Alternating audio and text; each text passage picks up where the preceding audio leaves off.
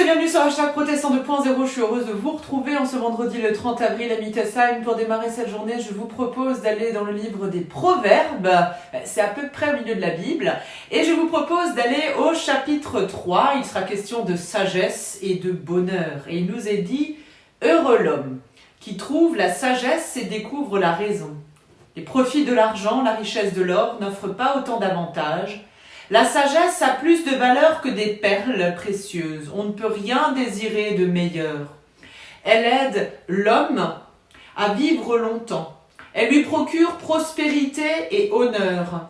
Elle le dirige sur des chemins qui sont agréables, où il avance en toute sécurité.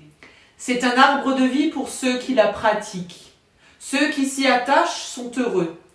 Par sa sagesse, le Seigneur a fondé la terre, il a fixé le ciel par son intelligence. Par sa science, les eaux d'en bas ont jailli sur le sol et les nuages ont déversé la pluie. Mon fils, que le discernement et la réflexion te guident et qu'ils ne t'en détournent jamais. Ils te feront vivre d'une vie véritable et belle, tu pourras avancer avec assurance, aucun obstacle ne te fera tomber.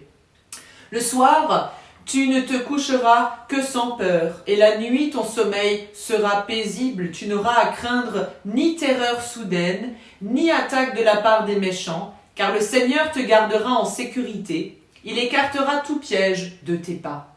Voici donc les fruits de la sagesse. La sagesse, c'est une richesse qui est d'abord spirituelle, et bien plus importante que toutes les autres richesses matérielles qui sont représentées par l'or ici, par l'argent. On compare cela d'ailleurs à un arbre de vie, un arbre, celui du jardin d'Éden. Pour se nourrir des fruits de cet arbre, c'est-à-dire vivre selon l'enseignement de la sagesse, nous pouvons alors simplement fonder la vie, notre vie, sur des principes qui sont solides et durables.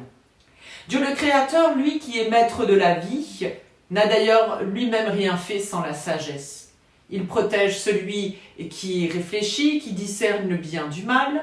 Le disciple, tout croyant doit donc s'exercer à la sagesse et il y parviendra ainsi à une vie qui est destinée à être paisible et heureuse.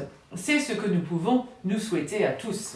Et je vous propose la prière du jour dans le livret de la Société luthérienne, une prière de Suzanne de Dietrich. Tu cheminais à côté de nous, Seigneur, et nous ne le savions pas. Tu étais à notre table et nous ne te voyions pas. Et soudain, à la rupture du pain, nous avons su que c'était toi, et déjà tu n'étais plus là.